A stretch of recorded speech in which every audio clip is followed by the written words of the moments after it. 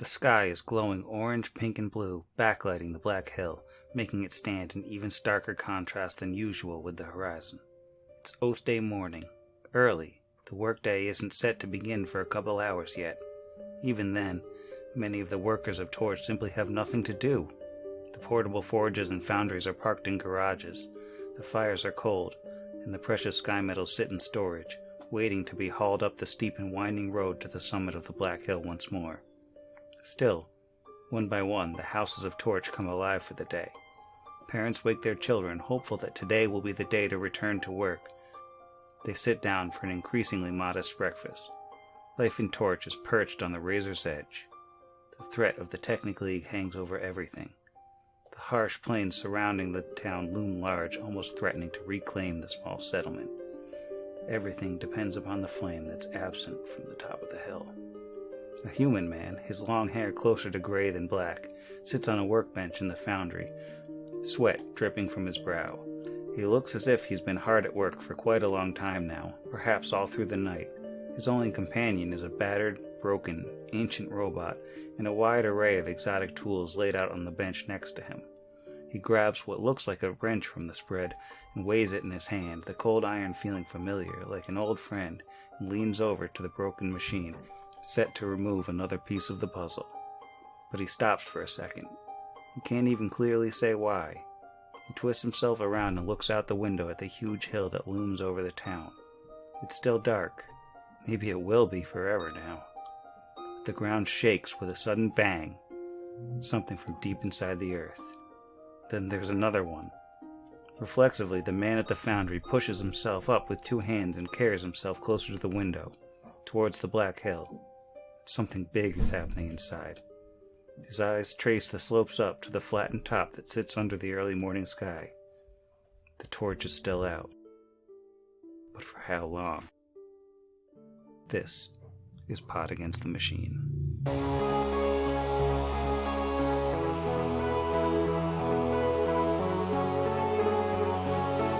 Pot Against the Machine.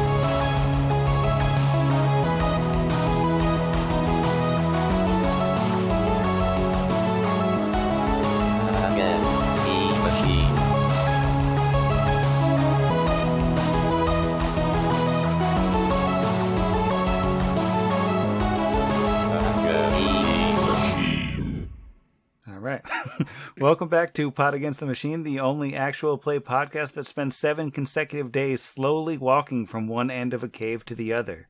I'm your host, and here is everybody. Hi. Hello. Is it on, Sam? Like the Hello. microphone? I think it's on. I'm going to check Audacity. Don't play coy with me or the listeners. Especially not them. Not the listeners. I haven't the foggiest idea what you're talking about. A real sense motive on that. Mm-hmm. When last we left our heroes, they tried to save Meanda's life, but she wound up kind of saving her own life by just rolling a natural 19 and stabilizing. Then they stole all her stuff, tied her up with super high-tech duct tape, carried her around for a while, looted the place. Finally found that white key card, looted another spot, found some bombs, and decided, they're good. They're good on this whole Undermountain thing. We're making a bail. So that's where we are now. How's everybody feeling? What do we think? Did we accomplish something? We don't know. Sam? Are we allowed to look yet? Can we turn around? And we have to walk all the way back to town before we're allowed to turn around and see if it's lit. You have to wait for Total Eclipse of the Heart to play as you there it is. slowly Every now and turn then I fall around. apart. Turn around too many times to not. Yeah, I tried to fight it, but you just Did you? said it multiple times, and that's all it takes. I need you more than ever. Now? Tonight. All right. Mhm. Move it on. Great. Is it on, Our Sam? systems. The torch. It's hot in this office. I can't take it. Well, I want to set a scene for all of you as you start swimming up through the terrible, stinky water. A crowd has gathered around Weeping Pond, seemingly waiting for something to happen. There are dozens of them, the familiar faces of Dolga Fredert, Jormkite, Valbane, Mylan Radley are up near the front. There's no telling how long they've been waiting there. The assembled audience has left a few feet around the lip of the pond for you all to climb out without feeling crowded. But a change sweeps over them as they see you emerging from the murky water. Hushed conversations end abruptly, nervous faces soften, and all their heads turn towards the pond as a voice calls out from a couple rows back. "Let's hear it for the very capable four!" Cheers and applause rise up. It's likely a startling sight. You poke your heads out of the clouded, stinking water that leads out from under the hill, and half the town is there to give you a standing ovation. But if you take a moment, and I'm not sure that you would think to do this, to just turn your heads and look up behind you, way, way up, at the top of the hill. There's no question of why they're cheering for you. The purple flame on the top of the hill is burning brighter than you've ever seen it, cutting a plume straight up that disappears into the clouds hundreds of feet above. The torch is lit. The town is saved. You did it. All right. So that's the show then. Mm-hmm. Yeah, it's been a good one, everybody. That was a lot of fun. That was really good. Happy Vargas 6 months. only came to see the torch lit. He's done it. No, he's he's heading back got to nothing wherever else to do now. He's going to go wander out into the wastes and die. All right. Good for Yeah, us. I'm sure Sandville's got 2 more days on that disgusting cabin or so. I know where Brix is going. We're good.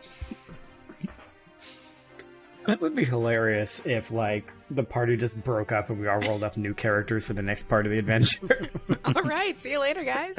I've heard Scrapwall. Now we need someone who has a reason to Not want to going go to Scrapwall. No, I think Asher would look up and see that the torch is on, and he would just be beaming. The thing that came to my mind immediately was that he would just kind of throw his hat into the air and let out like a hoo, and then, grab it and put it back on. Real quick. And he'd probably just give Brixby and then like a vigorous handshake, and same to Vargas if he'd reciprocate, and then kind of awkwardly shake Kira's hand because she's a teenage girl. I really think it was the stickers that gave us the edge. Yeah, I was thinking so too. I think Vargas is, like, not even paying attention to anything else there. He's just kind of staring up at the lit torch with his mouth kind of hanging open. Yeah, it looks more like it looked in Vargas's dreams, really, than it looked in real life.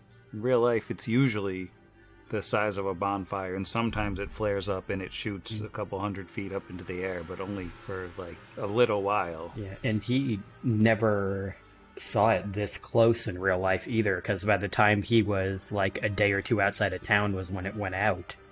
So, and now he's standing, like, right under it, basically. I think Brixby receiving the vigorous handshake and then trying to turn it into a hug, but just kind of being kind of, well, no, let's just shake here. He's gonna turn back from the torch to the faces of the people in the crowd and just look at the glow reflecting off of their faces and their eyes. And his shoulders are going to drop for the first time in a couple days. Like, stress is going to kind of leave his body. And he's going to smile for the first time, I think, since the Silver Disc Call. And just then look back at the group. I also was going to say Kira fully goes for a hug. Handshakes are boring and lame. But as soon as that, she's gone around the little ring, I think she's looking back at the crowd. Specifically for any of her family members. Yeah, I mean, Kira can pretty quickly pick out her father, who the rest of the party, or at least a couple of them, has seen before as the one working at the Artisans Guild. And it takes her a second to find anyone else, but a row or two back into the crowd, sort of tucked away a little bit, there's a middle-aged human woman, and she's not clapping. She has some thin streaks of gray cut into her light brown hair, and she's wearing A nice looking cloak that bears the seal of the Torch Town Council. And she's smiling, and her eyes are just a little bit glassy, showing just the slightest hint of accumulating moisture as they're locked onto Kira's face. And she,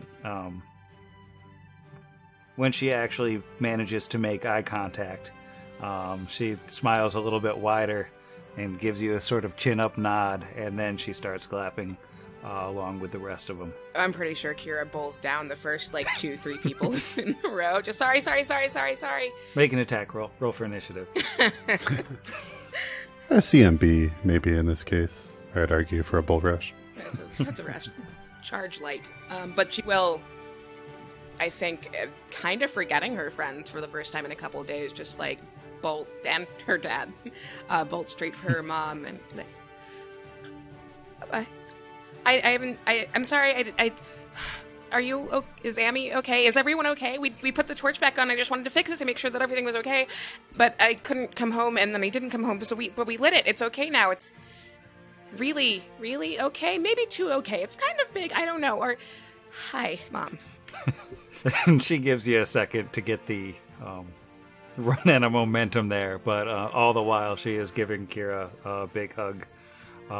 Totally ignoring the fact that she's dripping wet with the aforementioned stinky water. And she says, calm yourself down, Kira. Everyone's all right. Don't worry about that. I'm just happy you came out of there. When we heard none of you came out last night, we expected the worst until you lit the torch. You did it. Yeah. Well, we had to fight a gargoyle and also another lady. We, don't freak out. I do have, a lot of bodies just in the area. But also the torch is lit. So, let's focus on that. Also, we murdered that guy that comes to town once a week to sell robot parts. We did murder a lot of people. And she sort of shrugs and looks at you. Just well, I mean, I'm sure you did what you needed to do.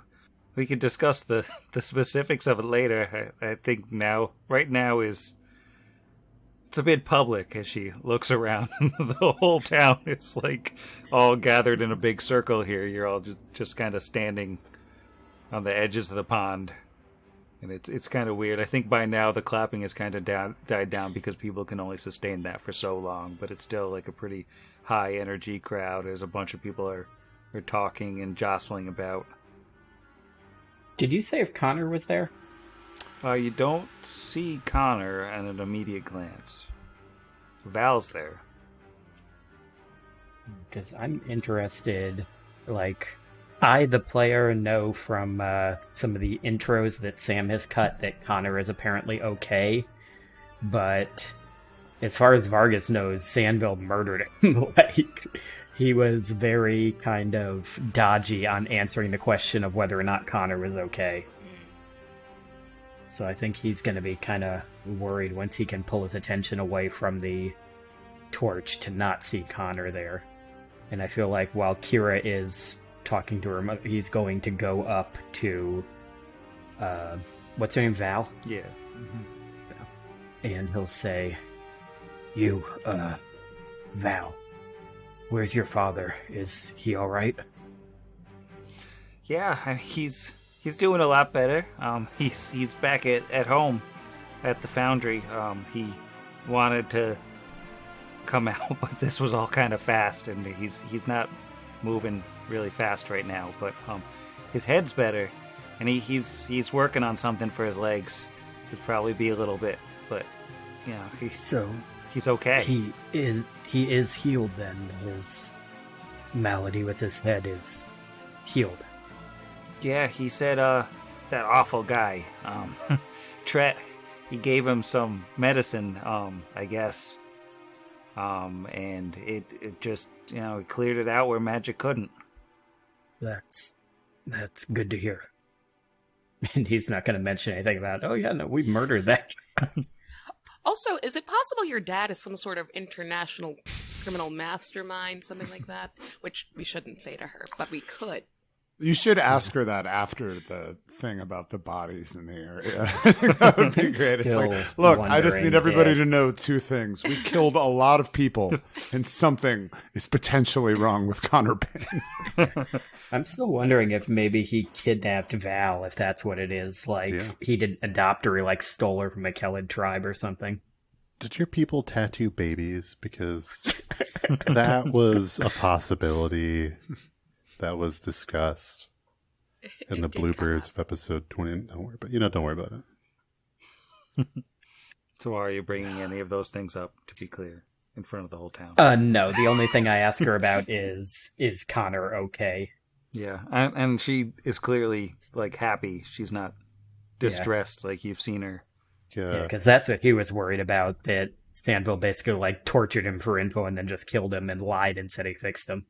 Connor knows the arrangement about how we're still sleeping at your house, specifically in his bed. I mean, it would be a little presumptuous for the heroes of Torch to be summarily kicked out of their digs.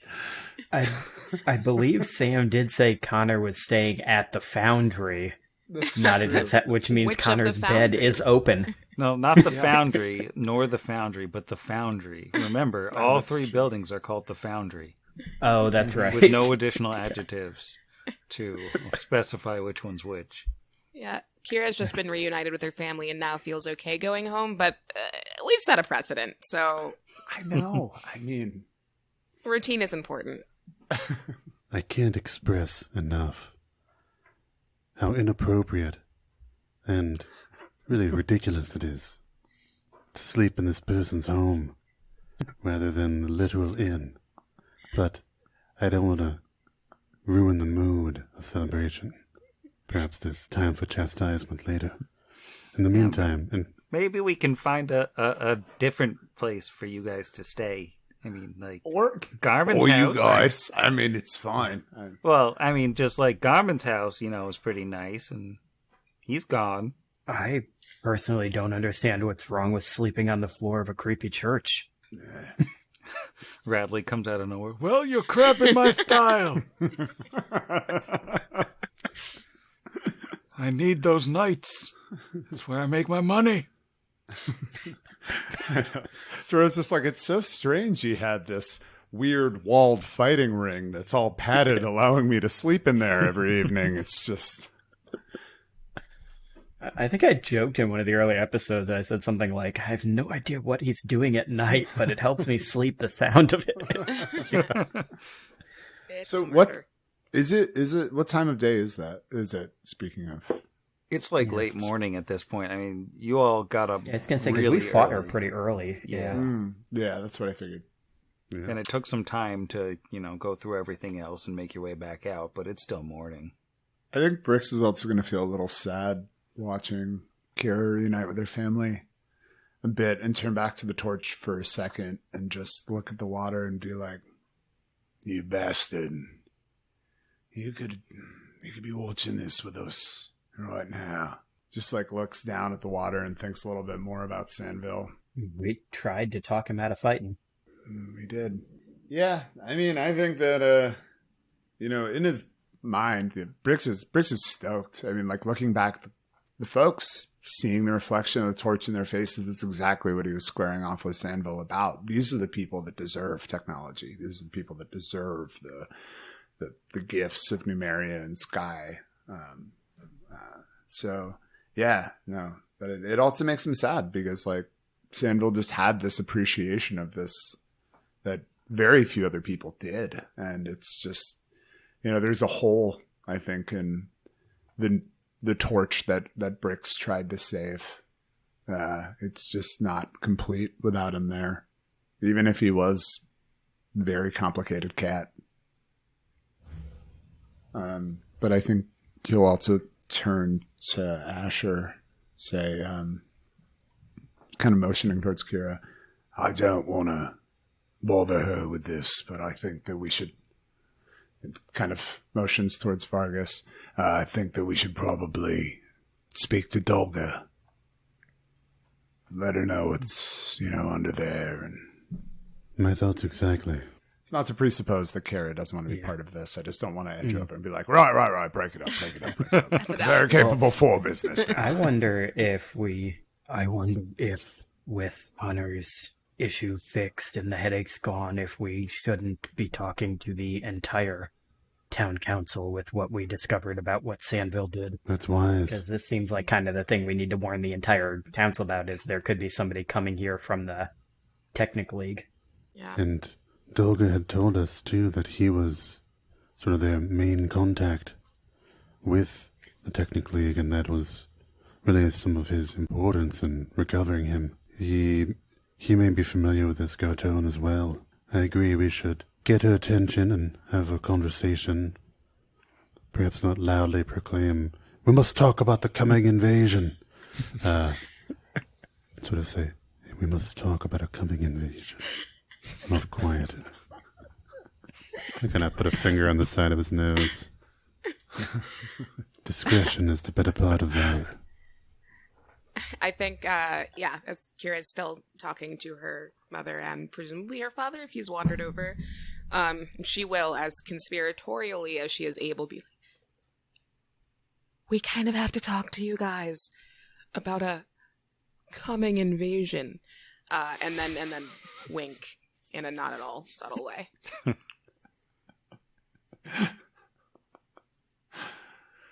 I guess probably turn around and also thumbs up Asher. I did it.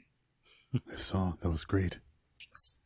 So, to the Silver Disc Hall then for some Gogurt shots. I'm assuming we would go to Dolga's office. Wouldn't we? And where the primo Gogurt shots are. It's true. Well, the 13 a year. Silver Disc Hall is definitely closed for the time being, so I don't know. You could break in there and see what they've got left over. I don't know. I suppose it's important we talk to the town council. Yeah, well, Oh, I thought you meant like have the council meeting in the Silver Disc Hall for a minute. Like, why are we going there instead of their office? Play some games. most of the council people that you know are here. Then there's Connor, who's back at the foundry because he's not super mobile just now. Maybe that's where we go. We go to the foundry. With Yeah. the council in tow. Yes, we could meet at the Foundry Tavern, and then you can become acquainted with your lodgings. This is an excellent plan. Do you mean... I'm pretty familiar with the lodgings. Yeah, you know, Connor's honestly, lodgings, I yeah. usually like to go through the window because it just adds an element of He does like to go through the secret window. ingredient is crime. Now, which one of us, I wonder, as the end of book one scene happens, we see sitting down in Garmin's office as the sign turns to open, and they're now the leader of the crime syndicate in town. Petting a It cat seems- that's mysteriously appeared. I mean, it's got to be Kira. Yay! No one suspects the teen. Based on the documentary JoJo's Bizarre Adventure Part 5, the teenager is the one that takes over the criminal organization at the end. Sounds valid. I'm down. Or better, the camera zooms in on this seemingly empty chair, then pans down, and a it's small Scorpion. definitely Kingsley. That probably Wearing a makes little more top sense. hat. You're right. You're right. It's got a little tie. He's got a mustache kinda- now. Clacking his fingers. That's how you can tell he's at a heel turn. I'm going to bed.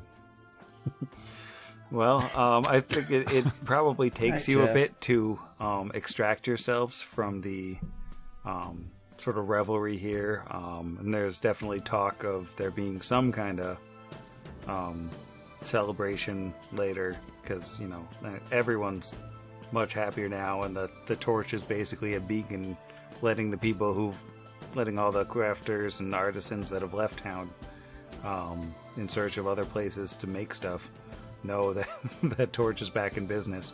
They can be seen from very far away. But I think, eventually if you manage to extract yourselves, you're heading to the foundry, you said, and presumably let the counselors know. Yeah, it'd be the tavern because I guess that's the one with the conference room. Okay. I would presume like the common room, if they're not really open, would be just fine. Yeah, it's got like a La Quinta thing. It's got the billboard out in front. Welcome, Torch Town Torchlight. Council. One terrible pot of Oh, coffee. and just like a Quinta Inn, there's a satanic ritual in the corner of this building. There's always a satanic ritual. Val's at the door saying, welcome, this way, this way. Drag in a whole bunch of Torch NPCs here. I thought I had some kind of token for Kira's mom, but I'm not seeing it.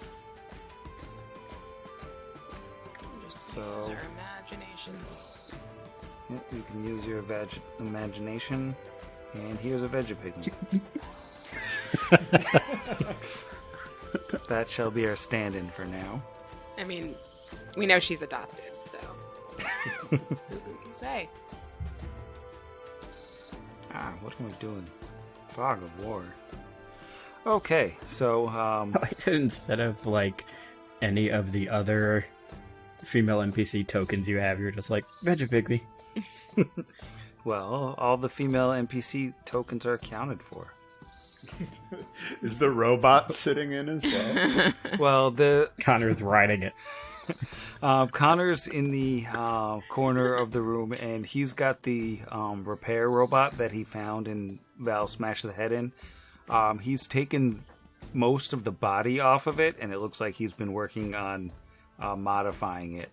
Sort of a work in progress. I hope he turns himself into like a robot centaur. Pretty cool. Yeah. Oh, yeah. That's very cool. We can talk to him about the other robot parts and things that are waiting in the engineering deck, maybe after. And so you've got the assembled crowd of sitting in the Foundry Tavern, which has been closed for quite some time to basically everyone but you. You've got Councilwoman Dolga Frederick, who has held down the fort by herself. You've got Connor Bain, finally actually up to hanging out. Why am I missing somebody? I'm missing Joram Kite. Yeah, Joram Kite is here. And then we also have Boslundi Otterby, who has not yet appeared, but she's here. And Val is hanging out because she doesn't want to leave. And then we've got the four of you. And, of course, Kira's mom. Kira's mom, the Vegapigme. It's got a heart on it. What was that person's name? Boz Lerman? Baslundi Otterby. That was close. And she's the one next to Connor. Yeah. Okay. And Dolga sits back in her chair. And she says, well, I had my doubts at the beginning, but you all have proven yourselves very capable indeed. Thank you so much for the service you've provided this town. You're welcome. Vargas will go. Thank you for your time. Okay, now tell the next part. You didn't want any money, right? You were just doing that, doing it to be nice, right? Well, there was money promised. Yeah, she smiles and digs out a pouch, puts it on the table, and then a scroll tube as well, and she says that, yes, 4,000 gold for relighting the torch, and of course the scroll of resurrection that we had reserved for Forgot about that. our dear friend Connor here. And Connor nods. She says, thankfully, we didn't need that. I thank you all for not doing anything rash, like, say, killing me before you carried me out from under the mountain, because it would be easier. Vargas's eyes kind of dart sideways. It's absolutely not the type of pragmatic thinking we like to have here in our adventuring party. Didn't consider it. No. No sane or moral person would even for a moment think of taking such drastic measures. Anyway, yes, it was no simple task to relight the torch, as we can imagine. And along the way, there have been losses throughout town, and, well, we'll have time to grieve those losses but I'm concerned more for the near and immediate future of this town. And, what do you mean by that? You may have noticed that one of the merchants was not present at the relighting of the torch celebration. Sandville had a connection, he claims, with the Technic League, and we're not certain whether he has made them aware of the goings-on and the findings beneath the mountain, or whether it was in his plan to do so. He did disclose to us that he had hoped to relight the torch as part of a way to gain favor with the League, and let them have all of the technological marvels beneath this town, profit off it essentially, and with no regard to what may happen to its inhabitants. And, well, I have no interactions with the League yet myself, and by all accounts that's a good thing, but I'm concerned if he has told them, whether in part or in full, that their business in this town would change drastically. And, at the mention of Sandville, Connor's face has definitely darkened.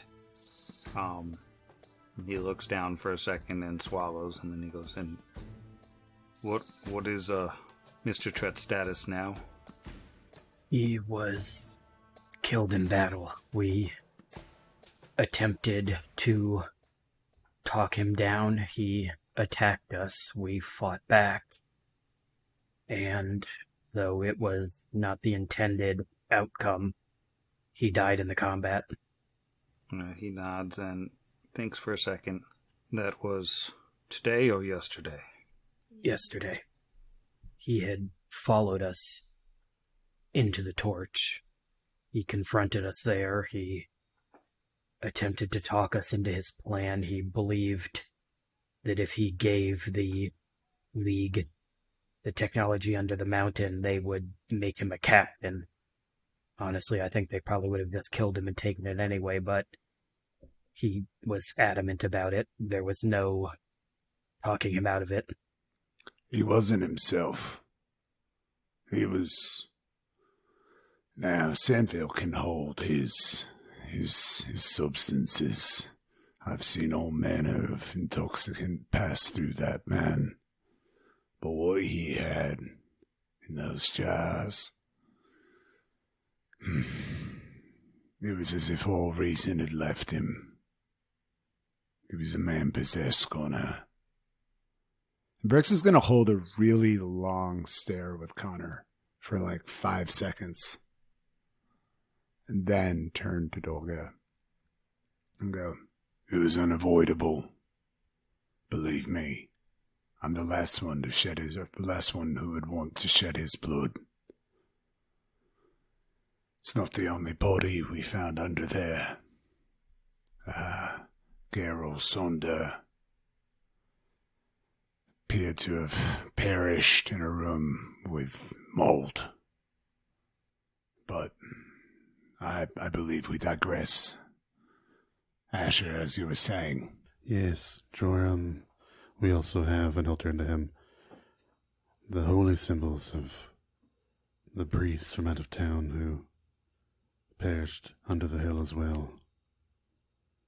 And after this meeting, perhaps we can see if we have a way of contacting their next of kin. But are you familiar, Connor, with Gartone? And he just about visibly kind of shudders at the mention of the name. I mean, there's a definite reaction there. And Connor says, "Well, first of all, Gerald, he was a good man. He came under the mountain with me. He was a member of my party. I tried to send him back when we were overwhelmed by the constructs. But apparently he didn't make it. I am deeply grieved to hear it. As far as Mr. Trett goes, and what he may or may not have told the League, specifically Gartone, who is one of the leaders, of the Technic League. I do not believe that he has shared much of any information with them yet, or had as of yesterday. He came and saw me yesterday morning early before our friend Joram was awake, and we had a conversation. It was heated. I know what you mean about him not seeming himself, but he dropped hints which led me to believe that he hadn't actually reached out to the League yet, so they may not know whatever it is he meant to tell them. That does track. He, when he confronted us, still dripping from his dip in the pond, he was infuriated but amazed that we hadn't shared the magnitude of the wonders under that hill with him. Should logically follow he wouldn't know exactly what to tell them just yet. Regardless, his comfort and desire to curry favor still makes him a dangerous element in this, and it's important to know that while you can still see that bright light out there, this might not be the same town it's shining over soon. The council exchanges a bunch of looks at that, and Dolga says, well, we will have to do what we can to prevent them from coming, and hopefully receiving their tax payments on time will be enough, but obviously there's no way we can stop the Technic League from coming should they wish to, and hopefully they simply won't.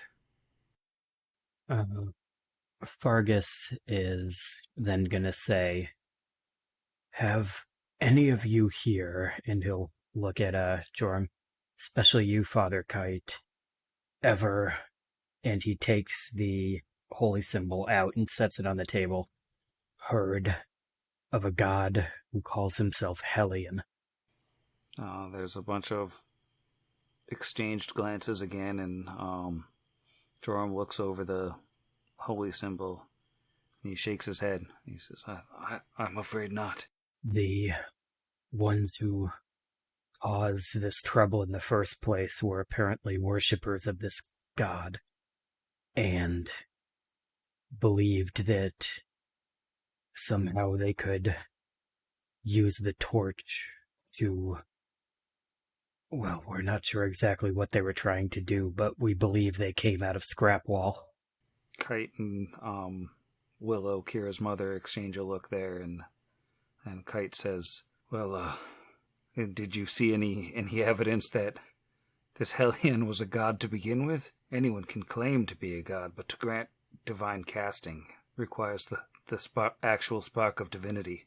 And Vargas will look at his holy tattoo on his arm and say, unfortunately, I can't make that assessment, but... And he'll turn to Asher. Would you say that was true divine magic she was using? Yes, I would. I don't have the arcane knowledge to determine otherwise, but the way that she used this holy symbol, the way that she certainly spoke passionately of this deity, that we were like ants before them, that by sending this power to Scrapwall that they hope to do with that artifact, the power relay that we found, it seems that, well, perhaps it might be best to hear it from a follower herself. The leader, apparently, the cleric, as she may well be, yet lives. Can't think of a better time to question her than right now. Now, does the good council of this town have any resources that might induce someone to speak under duress, perhaps coerce truth? We do, but, seeing as we're the heroes and all, and you're the grateful town council, I just wanted to see if you could do any. Am I getting anything from anyone's face besides annoyance? Yeah, and I think there's a bunch of blank looks, and Joram says, I believe I could pray for a spell tomorrow. Right, yeah. I don't have anything on hand. Yeah, don't worry, we got the good stuff straight from the source. Yeah, I'm gonna We don't have to use it. We could. We could see how,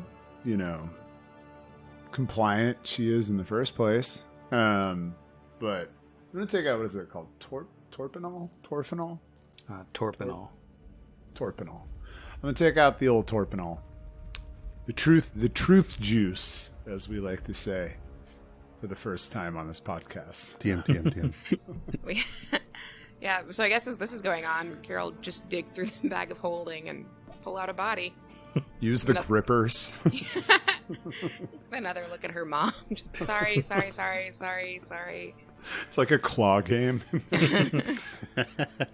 No, not that corpse. No. Wrong one. Where are my keys? Can I grapple her? Yeah, I mean, she can't resist at this point. She's unconscious still and bound twice over. So you can just pull her just out. to be safe. You're going to, I'm gonna get in a addition, soft actually grapple her while she's unconscious. It's like an aggressive hug. Go for it. I should roll for that. Let's just give a quick grapple. Ooh, that's an 18 on the die plus my CMB? CMB, yeah. Now that does provoke an attack of opportunity if Vargas wants to punch you. I'm sick of these stickers. Yes, you have successfully grappled Meanda while she is unconscious. Haha. The tavern has windows, I would assume. Yeah. Okay. I think that's these, right? Are these windows? Yeah, those are windows. Perfect. Father Kite or Father Adley, we have sustained a fair bit of damage ourselves in the combats beneath the hill. If one of you can spare a channel of positive energy or two, that should be enough to revive this Meanda and additionally heal our wounds. Joram nods. Mylan Radley is not here. He's not on Just the town kidding. council. He's too weird. For a second, I thought he was here, and I just somehow wasn't seeing him. No one sees Mylan Radley until he wants to be seen. So Joram channels positive energy for 13 healing. Ooh, like that. Nice. That is a juicy one. That's like Yeah. heal. Lots of juice. Joram juice. Oh no. And that That's wakes flavor number 8. Meanda up, and she immediately goes stiff in Kira's arms, and will immediately start thrashing wildly, and will try to escape. But with 5,000 penalties on her, and tied with the ion tape and rope. and grappled. I think she quickly finds that it is futile, and she'll kind of go limp. That's a 26 grapple. And she'll say, "What is this?" Don't worry, Meanda. We're gonna pick your brain, but it's gonna go a bit better for you than it did for Sandville, eh? Then he's gonna pull out the little syringe and sort of just tap it on the side of the table. Speaking of him, my friend, the one you know, is on his mind. He left this. I don't know a lot about it, but he knows a lot about drugs. Apparently, it just, once it gets in you, you don't stop talking. I was just going to inject this in you while you were passed out, but I wanted to see if there's anything that you'd like to tell us before I let the juice do the talking. I have nothing to say to you. Can I roll for juice? Go for it. Is it like a touch attack? Yeah, it would be a touch attack. Alrighty. Roll touch. It's a 13 against her grappled, tied, zip-taped touch AC. And also armorless and flat-footed. Yeah, a 13 will hit. Alright. She's getting the juice. So it's a All 1 right. minute onset. Yeah, it does have a 1 minute onset. We make small talk for a Yeah, I minute. was like, so how are you? Asher told me to would- tell you I like your hair. You weren't supposed to tell. It's fine. We can talk about it later. Asher will point at the window through which I would expect the purple flames illumination can be seen. As you can see, we've restored the torch. Meander, your god won't be receiving any power from this town. You've made a grievous error. It wouldn't be my first, and I expect it won't be my last. But you can avoid some grievous errors of your own by giving us some information and being helpful. The only information that I'm willing to give you is that it is in all of your best interest to turn that torch off, to power the relay on once more, and to resume transmitting power to my Lord of Rust. Why? Because the god requires it. Because the alternative is likely worse than death for all of us. But what is the alternative? And she sort of just clams up. The minute elapses. She clams up and looks down. And she says, I've said what I'm going to say. Kind of envisioning this town council of elders would have a lot of grilling questions to grill this. Yes, Sam, talk amongst yourselves. Please. I'm looking forward to a lot of different voices. Oh, God. Some insolence in that inflection. Yeah, so Dolga will step forward around the table, screeching the chair out intimidatingly. And she'll say, and this is I take it the one who was behind shutting off the torch to begin with? Uh-huh. What do you call yourself, android? And Meanda is just, she's totally silent, looking at the ground. Dolga keeps approaching. And she says, we don't know that we're enemies. This could all be some misunderstanding. But we've never heard of your Lord of Rust. And we have no reason to believe that the torch should be off. If you mean to convince us of anything, you'd best use your words, girl. And Meanda, we'll say a minute has passed, is going to roll her will save against the drugs. And she raises her head up and she looks at Dolga. And she says, there will be no survivors if you do not submit to Helion.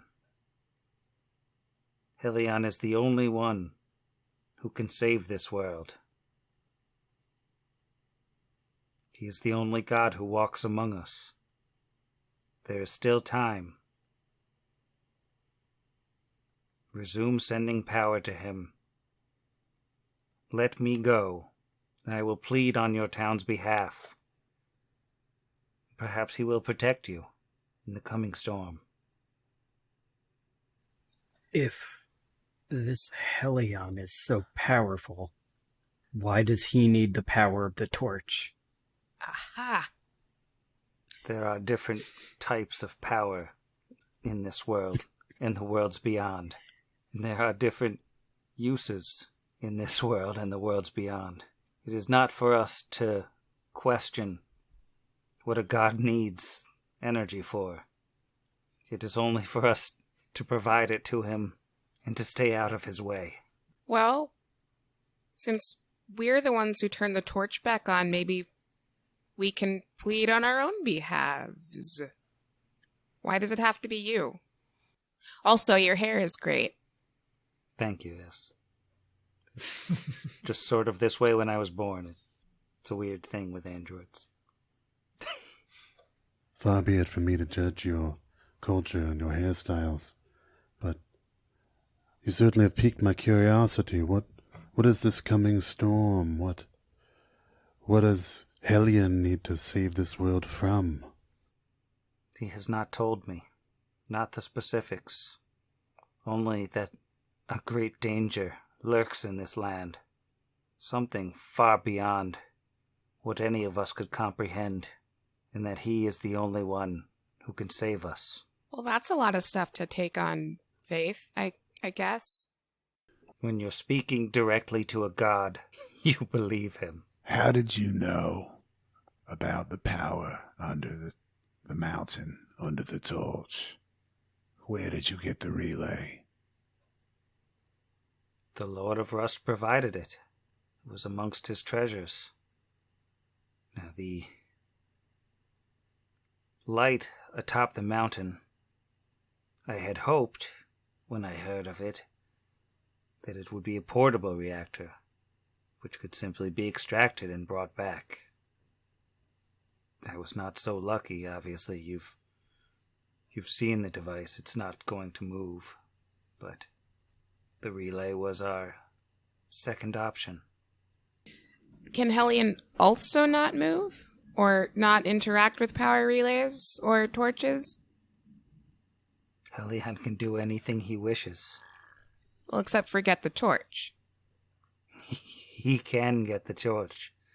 He sent me here to get it for him, because such work is beneath a god, and I was happy to do it. Now I have failed him. As things are now, he will come, and he will crush this town. He will wipe it off the face of the earth. His fury will be beyond anything you can comprehend. Or you can give him what he wants.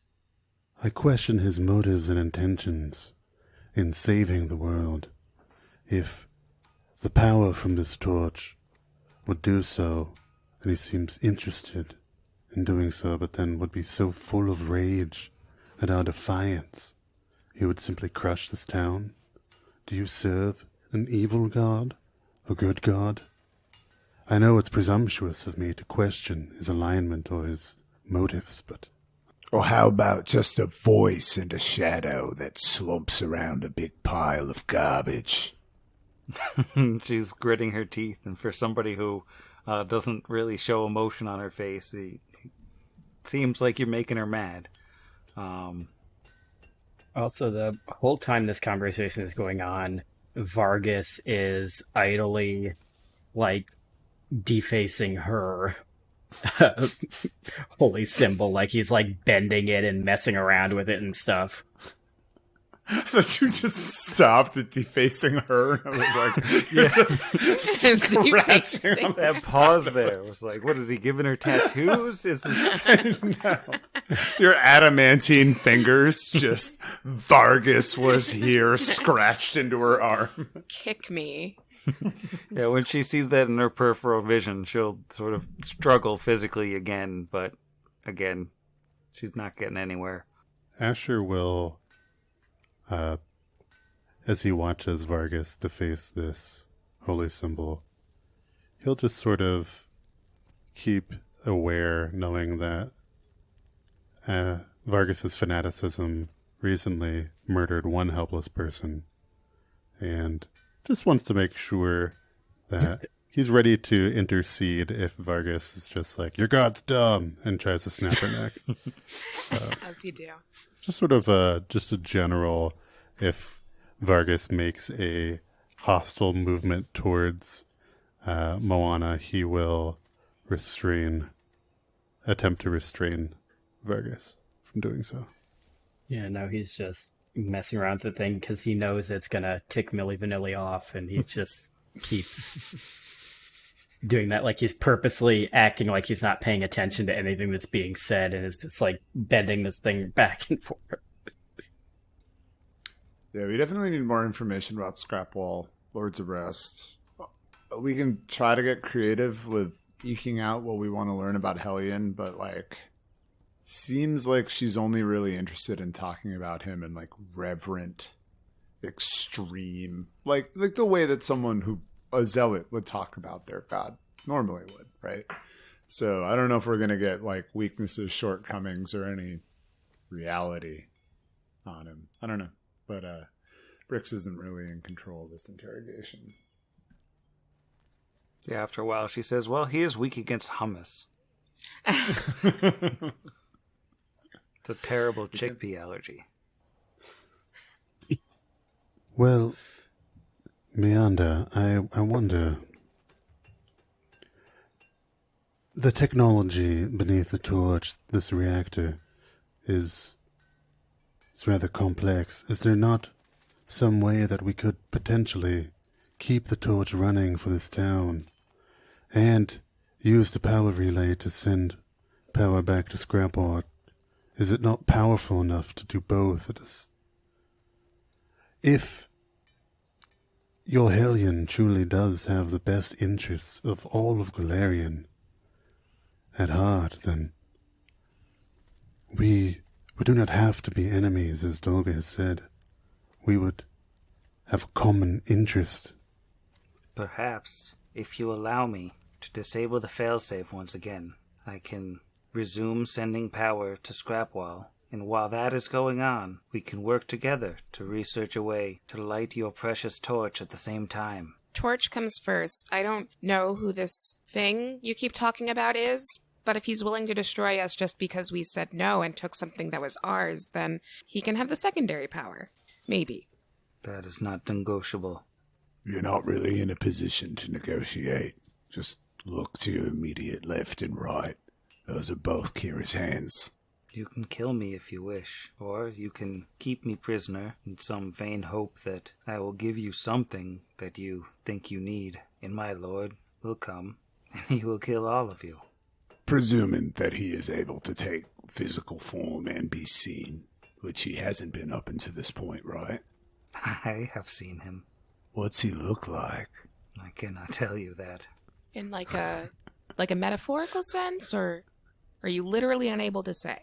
His true form is something that is beyond your eyes or mine. I could tell you the physical form, or one of the physical forms that he takes, that he shows to those who wish to see him, but that would not truly capture the being. I appreciate your concern for my full apprehension of the experience.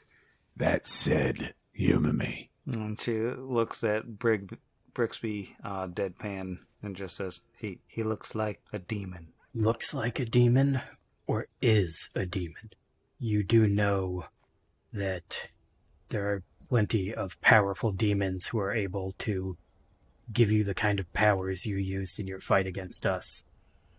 He is a god, not a demon. He is not of that realm or that plane of existence. He is of this one. He is a god wholly of the physical world, and a being beyond your comprehension. How big is his clergy, his flock?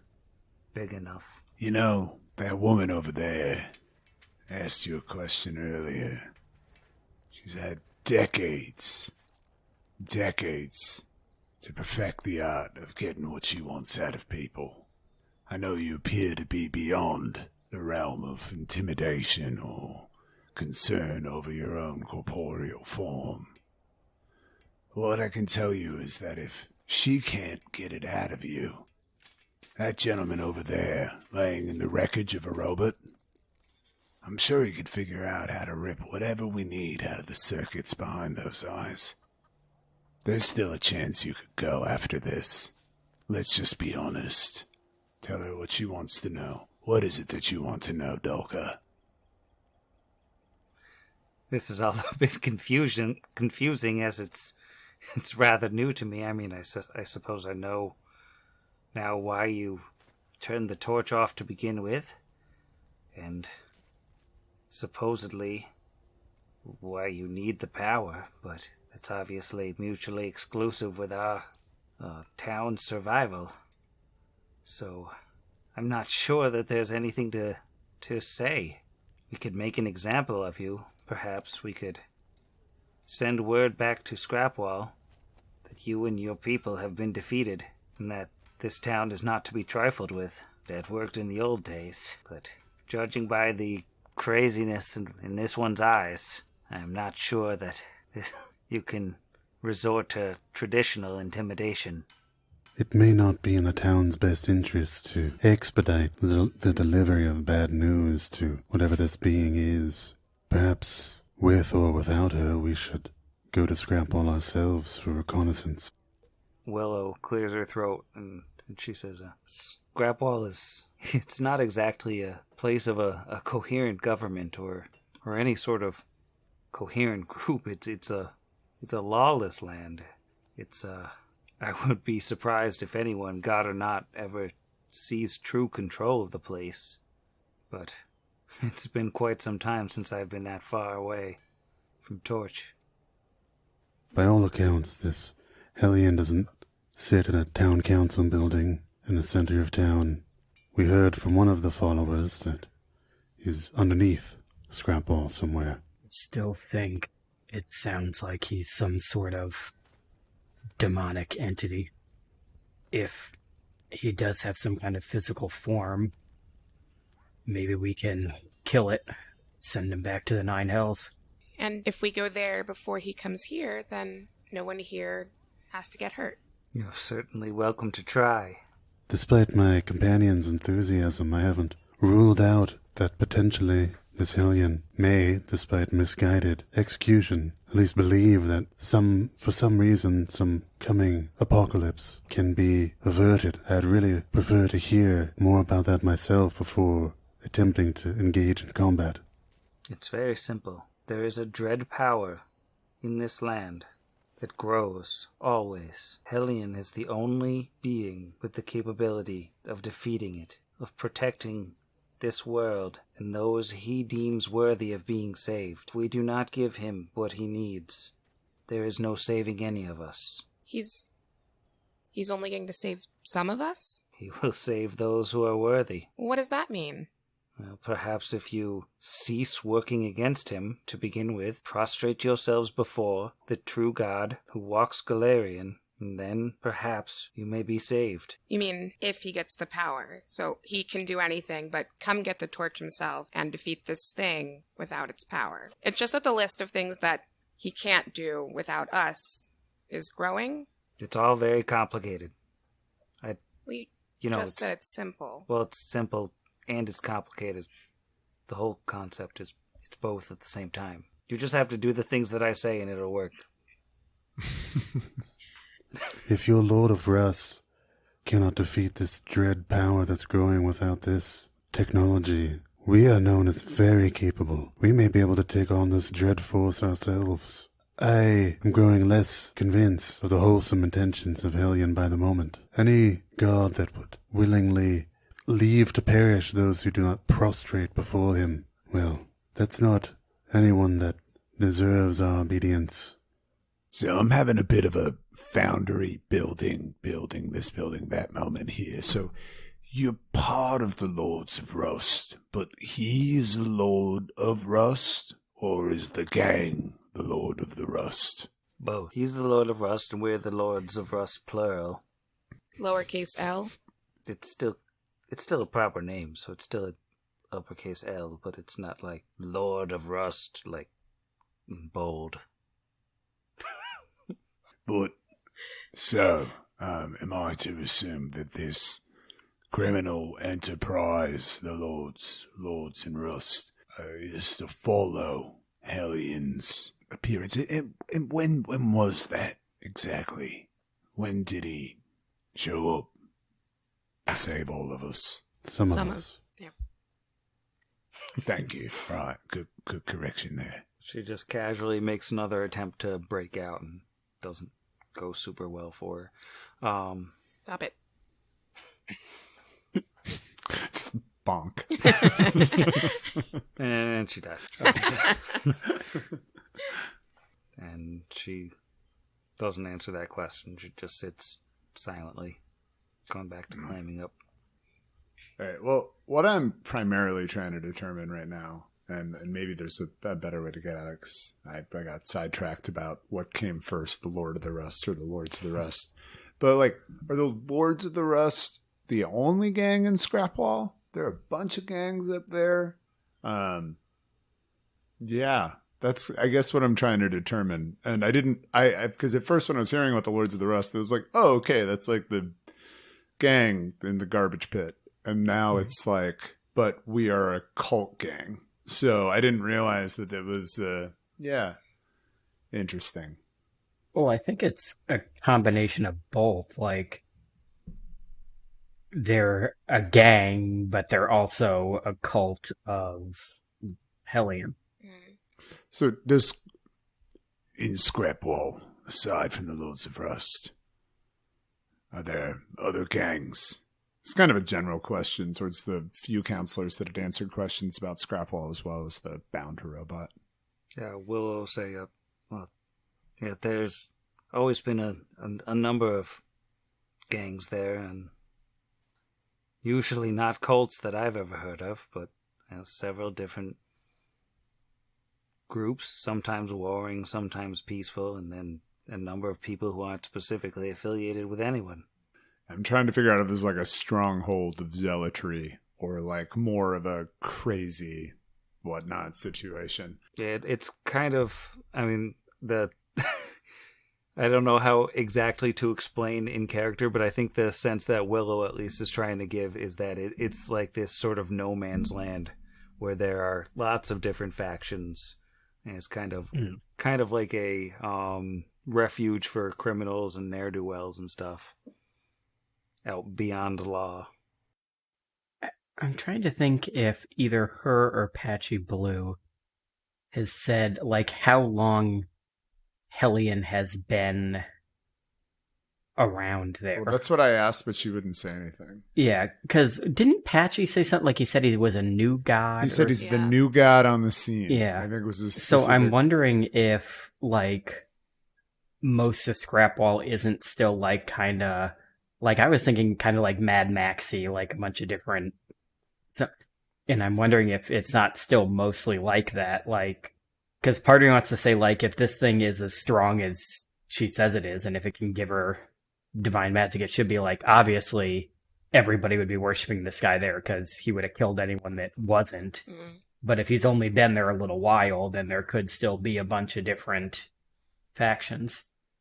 That's true. We also don't know where they get their power from. I mean, like we said before, like, we don't know. God is kind of, or deity is usually this just unpackable term. But here, like, we see there's a very degree of power. I mean, needs literal physical power to function or do something. We don't know what they're exactly doing with the power. I still think it's going to end up being some kind of weird, like, alien robot demon. Like, I just keep picturing, like, the cyber demon from Doom, basically. I still keep thinking of Robot Satan from Futurama. So somewhere in between the two, right probably. in there, Yeah. Split the difference. But yeah.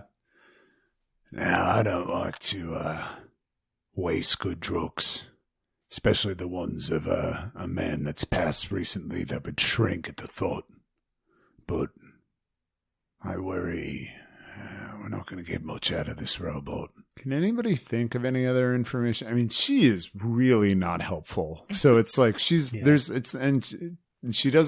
I mean, she seems to go the art of brevity by not letting any little, like, details slip by to us. I mean, it's hard to just get, like, what his form looked like, but were we to go, Meander, and prostrate ourselves before this Hellion, is there a particular location that would be ideally suited to do so? Does he have a temple or something along those lines where we could go? If you're serious about going to Scrapwall and attempting to assault the palace of an actual god, then take yourselves to the Scrapmaster's arena. Present yourselves there and see if you can earn your way in.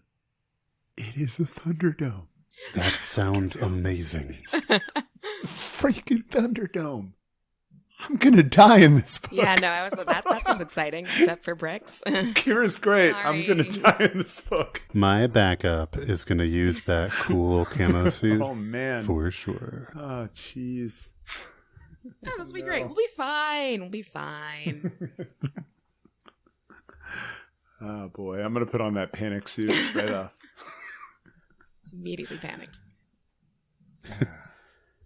Yeah, I can't think of anything else other than trying to get a clue before we go of where we're supposed to head. Yeah. It's super hot in my office. I feel you. Same. I was trying to think what else. I mean, here's the thing. We could leave. I don't know what the town council wants to do with her. Like, I don't know what sort of crime this. I don't even know if this crime is on the books necessarily, Yeah. or if they have to invent a new law that she just broke. Turning out But the like, torch. yeah, light theft from the mountain. Or damages, at least. Yeah, I guess there's something along the lines of getting your liver eaten out or whatever they did to Prometheus. But like, no, like, what are they really gonna do to her? Like, they could hold on to her and question her. Vandalism. Yeah, I guess. But basically, what I'm saying is, like, if there's any other information, we could, provided we trust Connor enough, be like, look, town council, keep this robot, see what you can get out of her eventually. Like, I don't know. Do androids have rights in Numeria? I don't want to be screwed up by saying that, but like, do they? Yikes. Like, is she going to be treated like a human by the legal process there? Do you want to roll a Like- knowledge local? Yeah, I love rolling, Sam. Let's see. 9.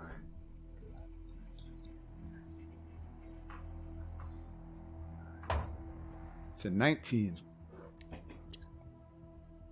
Every Beats my ant- 16. what?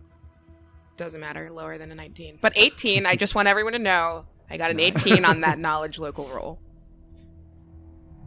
Sky Metal. Well, technically speaking, every android in Numeria is considered property of the Technic League. Wow. They're not considered to be living beings. Even All though right. They're pretty That clearly gets- living beings. Confusing. Yeah.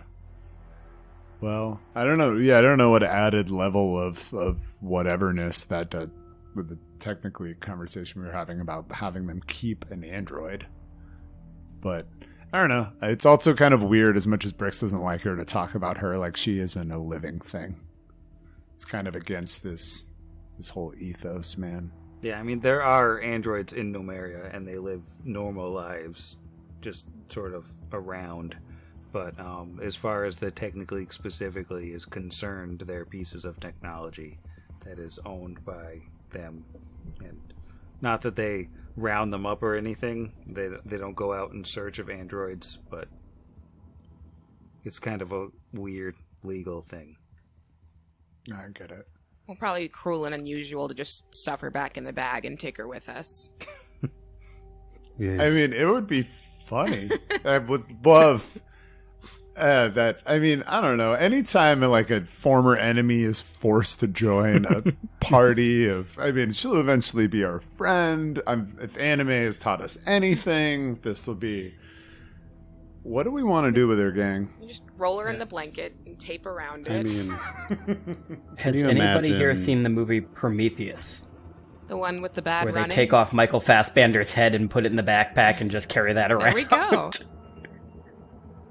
what better example of star-crossed lovers than one who hates all technology and one who is technology? Obviously, Vargas and Mayanda are going to get married. It's But beautiful. Clearly. before that Mayanda happens, and you know, Asher's a paladin. He might be able to officiate, but I bet Joram would probably be honored too as a clerical pry. But before you know, I won't put the cart before the horse. I'm Yeah, they pretty haven't sure started the that courtship yet. Hellion would demand the right to officiate if he exists. Well, just give her away, right? Yeah. That's fair. Walk her down the aisle in his cool demon form. But anyway, pre-courtship, jumping the gun. I am concerned, perhaps now more, of this supposed self-proclaimed god's imminent wrath on this town than the Technic League's potential coming of knowledge. And in either situation, Torch should do what it can to defend itself or protect itself. And he'll look to his companions and ask, should we make haste to Scrapwall in the morning? Should we return under the mountain to see if there's anything useful there we should obtain? I guess I'm presuming a lot that that we are suddenly the defenders of Numeria or Galarian as a whole. I, for one, will seek out this Scrap Masters arena. But the three of you even wish to accompany me on this journey. Well, we should look back under the mountain first, right? Because of those, I think they've been called blood gushers, and also Plant Friend is down there, and there were 2 other decks, and all the other stuff. So we can't leave yet, or you can't leave yet. I would agree with Gary's sentiment that we shouldn't leave yet. Yeah. Just a lot of bodies have piled up to get under that hill. And who knows, somewhere down the line, someone might need to go under there and do maintenance. We should make it safe. I mean, God forbid if a gearsman wanders out from under there. So, yeah, we should clean out under the hill. At least make sure that there's no imminent danger for the town. And I love denial of pleasure to the Technic League. So, anything that we can just give to the people here. But He looks at the town council and then looks back at them. We may not be named the defenders of Numeria, but if there's something I know about this forsaken piece of dust, is that it is rare to find 1, not 2, not 3, but 4 people who care and are aligned here in this moment. He looks back out at the torch. So yeah, I'm going to Scrapwall. Even if I die in the next book. I also agree that Scrapwall seems like the next logical choice. I believe that if there is anything else that I need to do to redeem myself, it seems to be pointing in that direction. But I also agree that we need to make sure that the area under the hill is safe for the town, as well as make sure that the Technic League doesn't end up sending some kind of search party or something here over the next few days. So, you're all gonna stay? For a little bit? Yes, if the council has no objections to our continued exploration beneath their town, it seems that it's in the town's best interest for us to make it safe. And I mean, look around you. We are in a tavern, and there are rooms here for us to occupy that aren't in the personal home of any of its council members. I suppose, yes, we could stay here in this very building to rest. Well, I in think this building. this one. No, you lost me. You lost me there. This is Right where they do the here. council things, though. No, that's the town council hall. We just, out of consideration and respect for Connor's current condition, met here, where people stay. He's still like that. I mean, we wouldn't want him to move from this building back to the... Do you see how hard it is for him to move around, Asher? Yeah, Asher, you're being You would want him to leave here. so inconsiderate right now. You're talking in front of him as though he can't even hear you. Who's being inconsiderate? And he's just sort of face palming. It's your fault for having such a comfortable bed. Looks back away. Yeah, I don't know. To that, though, I don't know if Brix actually would want to stay here. I kind of want to figure out where Sandil is staying. I mean, most likely he probably rented another room at that same place he stayed last time. Yeah, that's another thing. And his cart would have to be somewhere too.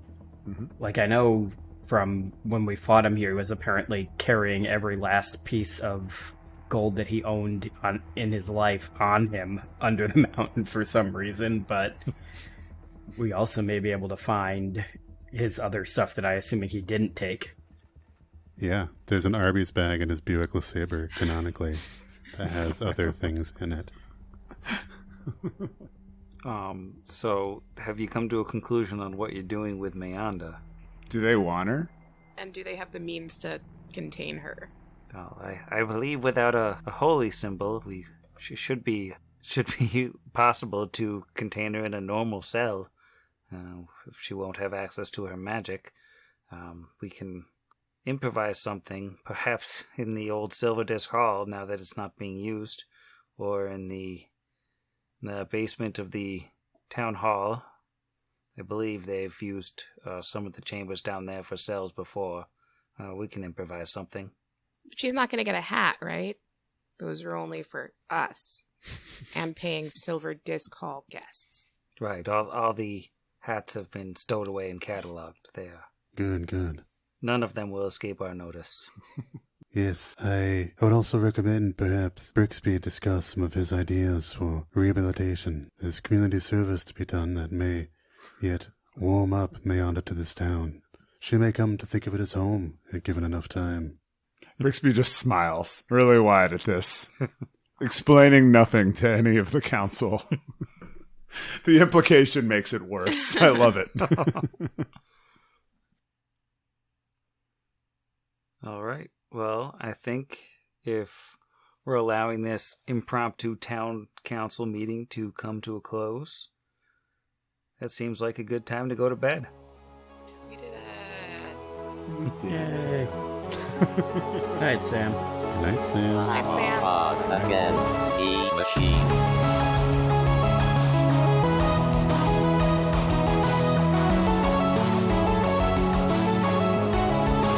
Against the machine.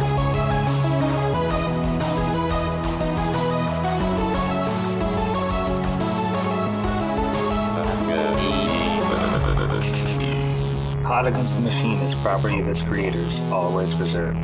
Pathfinder and the Iron Gods Adventure Path are properties of Paizo Publishing. Please visit them at paizo.com for more information. Theme Against the Machine is written and performed by our own Zach.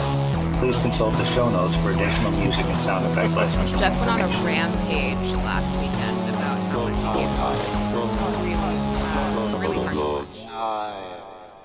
Rampage is Rampage. an incredible exaggeration. He was throwing I'm just things. glad you're- We were Yeah, scared. I'm glad you were able to put your office back together in time to record, from what I've heard, just now, in this moment. Slander and libel. That's fair.